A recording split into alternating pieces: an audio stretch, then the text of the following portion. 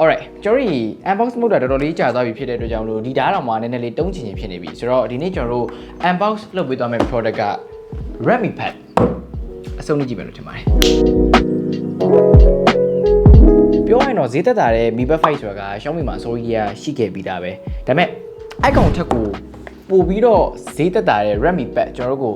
IT Studio ကနေလာပေးသွားပါတယ်Redmi Pad RAM 6GB internal storage က 128GB ဆိုတော့ packaging ဖောက်ရတာဘယ်တော့မှမယိုးပါဘူး more like silver color နဲ့ပါ Dolby Atmos ပါတယ်လို့ပြောထားတယ်ဆိုတော့ကျွန်တော်တို့ stereo sound အသံလေးပေးနိုင်မယ်ဆိုတော့ okay ဒီကနေကိုင် Redmi Pad ကတော့ကျွန်တော်တို့တစ်ခါမှကို unbox မလုပ်ဘူးတဲ့ကောင်လေးပေါ့နော်ဆိုတော့ဒီ tablet မှာက fix and တော့တစ်ခုတော့ရမယ်ပေါ့လေ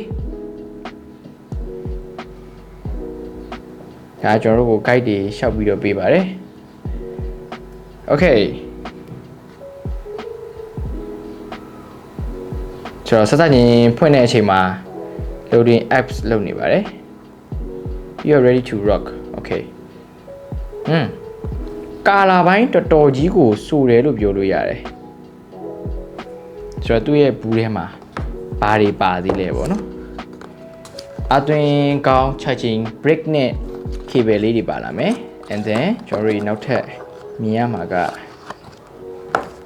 running cut ဘာညာ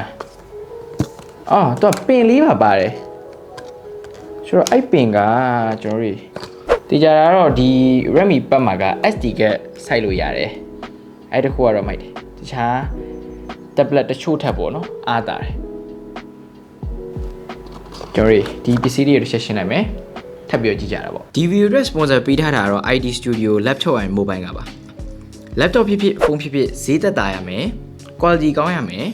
service ပြည့်စုံမှသဘောကျရဆိုရင် IT Studio ကနေတာဝန်ယူပေးပါလိမ့်မယ်ဆိုတော့အခုပဲ IT Studio မှာတောက်ဝဲကြတာပေါ့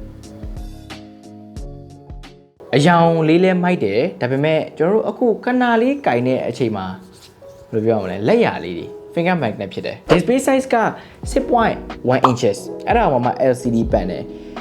LCD panel ဖြစ်သည့်တိုင်အောင်ပေါ့နော်ဆိုတော့သူ့ပုံစံ color ဆိုတယ်ဆိုတဲ့အနေအထားမှာရှိတယ်220 ppi အဲ့ကောင်ကတော့ကျွန်တော်တို့မစိုးဘူးဆိုတဲ့အခြေအနေပဲဒါပေမဲ့ကျွန်တော်တေချာကြည့်မယ်ဆိုရင်လေသူ့ရဲ့ဒီ display မှာ pixel တချို့နေရာလေးတွေ့ရတယ်ကျွန်တော်အခုဒီ tablet ကိုကင်ကြည့်ရတဲ့လောက်ကတော့လက်မတွေကျွန်တော်တို့ video ဘာညာကြည့်မယ်ဆိုရင်ထားလို့ရတဲ့နေရာကွက်တီပဲပေါ့နော်နောက်ဘက်မှာက single 8 megapixel camera ပါတယ်အရှိဘက်ကျွန်တော်တို့ meeting တွေပါတယ်လုပ်မယ်ဆိုရင်သူက selfie camera လည်း8 megapixel ထည့်ပေးထားတယ်power button လေးကဒီနေရာမှာရှိမယ် power button ရဲ့ဘေးနားမှာspeaker နှလုံးအကြီးကြီးရှိမယ်ဆိုတော့ဘယ်ရောညာအတူတူပဲအောက်ဘက်မှာကတော့ထုံးတဲ့နိုင် type C အားသွင်းနဲ့အပေါက်လေးပါမယ်ပေါ့နော်တခုရှိတာကသူ့ရဲ့ battery 8000 mAh ဆိုတာကကျွန်တော်တို့တစ်နေ့လုံးအမုန်းစိတ်ကြိုက်သုံးလို့ရတယ်ဒါက non stop သုံးနေရကိုပြောတာဆိုတော့ကျွန်တော်သုံးလိုက်မသုံးလိုက်ဆိုရင်တော်တော်ကြီးကိုခံမဲ့ battery ဒါပေမဲ့ကျွန်တော်ဆိုရင်က18 watt standard fast charge ပဲပါတာဆိုတော့အဲ့8000ပြေးဖို့ကျွန်တော်တို့ဘယ်လောက်တောင်ကြာသွင်းရမလဲအဲ့ဒီခုလို့ရှိရပေါ့နော်ဒီဘောင်ပုံစံကိုကနည်းနည်းလေး Galaxy ဖြစ်တဲ့အတွက်ကြောင့်မလို့ကျွန်တော်တို့သူ့ရဲ့ဘေးဘောင်တွေကအစပြောရမယ်ဆိုရင်တော့ bezel တွေကအစအကုန်လုံးအလင်းပြန်တဲ့အချက်ကတော့သတိထားရလိမ့်မယ်အခု indoor မှာတော့ကျွန်တော် screen ကိုအမြင့်ဆုံး brightness တင်ထားမယ်ဆိုရင်ဘာအတားအဆီးဘာအနောက်ရှက် reflection ပြန်တာတွေကသတိထားကြမလို့ဘူးပေါ့နော်ဒါပေမဲ့ဒီပုံစံတိုင်းဆိုရင်တော့ကျွန်တော်တို့နေအောင်အောက်မှာတော့နည်းနည်း struggle လုပ်ရမယ့်သဘောရှိတယ်လက်ရှိကျွန်တော်ကင်ကြည့်ရတဲ့လောက်ဒီချိန်မှာတော့ okay တယ်ကျွန်တော်တို့ video ပိုင်းညာကြည့်မယ်ဆိုရင်သူ့ရဲ့462မှ5 gram အလေးချိန်ကိုတကယ်ရောခံနိုင်ပါမလားပေါ့နော်နည်းနည်းလေးစပြီးတော့နှွေးလိုက်လက်ရှိကျွန်တော်တို့မြင်ရတဲ့လောက်ပုံစံကတော့အခု portrait ပဲတုံး landscape ဒီလိုပဲတုံးရတာအဆင်ပြေတယ် performance က Helio G99 Xiaomi ရဲ့ Mi Pad 5နဲ့ရှင်းမယ်ဆိုရင်တော့အဲ့ဒီ performance ကြီးကတော့တစ်ဖက်တစ်ချက်စီကွဲနေမှာပေါ့နော်ဒါပေမဲ့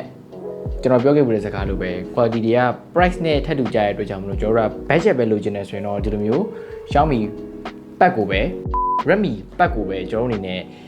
အစားထိုးပြီးတော့ရွေးရမှာပေါ့နော် speaker ၄လုံးတကယ်ကို stereo sound ရလားမရလားကျွန်တော်တို့တစ်ချက် try ပါမယ်အမြင့်ဆုံးတင်ထားမယ် okay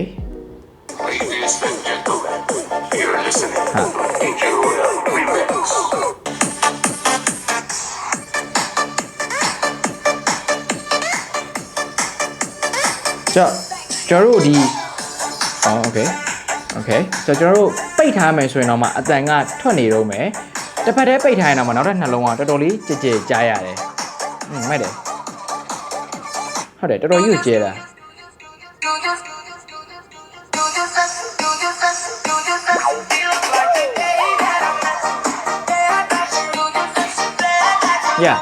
speaker ၄လုံးစလုံးကကျွန်တော်တို့ stereo sound ပုံစံပေါ့နော်တစ်ဖက်ကလာတယ်တစ်ဖက်ကပြန်ထွက်တယ်တစ်ဖက်က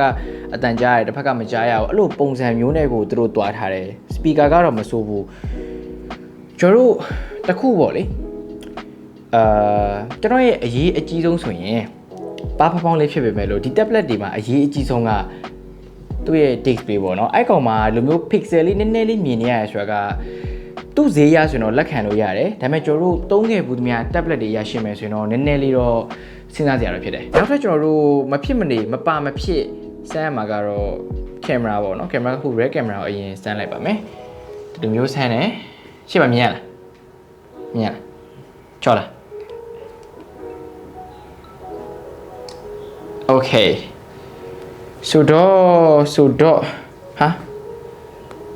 okay overall တော့မဆိုးရှာလာဘူးပေါ့နော်ဒါပေမဲ့ focus ကဟုတ်ပါတယ်လူတော့ဖြတ်နေရပဲဒါပေမဲ့ဆိုတော့ red camera ရဲ့ color လေးကတော့ဒီလိုမျိုးမိရအောင်မှာတော့မဆိုးဘူးဒါပေမဲ့ကျွန်တော်တို့ portrait သုံးမယ်ဆိုရင်ပြဿနာက delete တဲ့ button တို့ဒီ share လုပ်တဲ့နေရာတွေအကုန်လုံးကအပေါ်ရောက်နေတာအောက်မှာထားပေးလိုက်ရင်တော့ဘာမှမဖြစ်ဘူးပေါ့နော်လူတိုင်းကဗျာဘယ်လိုပြောမလဲကင်မရာရှိတဲ့ကောင်အမြဲတမ်းပဲအပေါ်ဘက်ထားသုံးနေကြမှာဘယ်လိုပဲသုံးသူကအပေါ်ရောက်နေရဆိုတော့ကျွန်တော်အဲ့အတွက်ကအဆင်မပြေပါဘူး okay ဆိုတော့နောက်တစ်ခေါက်ကျွန်တော်တို့ selfie ပါ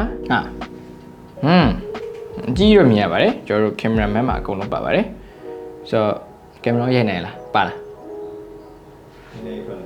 okay alright selfie camera ကိုကျွန်တော်တို့မီးထိုးရမယ်ဆိုရင်လည်းအဆင်ပြေတယ်ဒီထေးကတော့ဖွဲ့မှာပဲပေါ့နော် selfie ဖြစ်တဲ့အတွက်ကြောင့်မလို့ဒါပေမဲ့ကျွန်တော်တို့အနေနဲ့ zoom call ပြောမယ် video call ပြောမယ်ဘာညာအတွက်ကိုလက်ခံလို့ရတယ်screen size နဲ့ဆိုလို့မဆိုပါဘူးနောက်တစ်ချက်ကျွန်တော်တို့ multitasking အတွက်သတိထားမိရဲ့အချက်ကလေကျွန်တော်တို့ Samsung ရဲ့ဒီ Z44 မှာပါလာတဲ့ test bar လို့ပဲကိုကဒီ app ကိုသုံးနေပေမဲ့လို့တခြား app တွေတန်းပြီးတော့တွားလို့ရတယ်ဒီမှာတော့ browser ကိုဖွင့်ပြလို့ရတယ်ပေါ့နော်ကိုသုံးနေဟာမဟုတ်တော့okay ဆိုတော့ဘာညာပေါ့နော်အဲ့မှာအကုန်ရှာလို့ရတယ်အဲ့ကနေမှတစ်စင်ကျွန်တော်တို့ gallery ကိုပြန်သွားချင်လည်းရတယ်အဲ့ကနေပြီးတော့ YouTube ကိုပြန်သွားမြန်နေတော့မြန်တာ camera okay ဆိုတော့folder သူ့ရဲ့ဒီ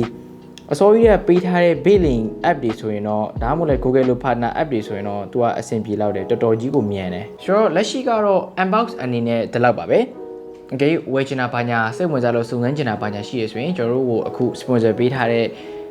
IT Studio Laptop and Mobile မှာတွားပြီးတော့စုံစမ်းလို့ရပါတယ်ကျွန်တော်နာမည်ပြောရင်တော့အကျွေးတောင်းခံရမှာပါသူပြောရင်လည်းပဲကျွန်တော်က John ဖြစ်ပါတယ်အားလုံးရဲ့ host ပါ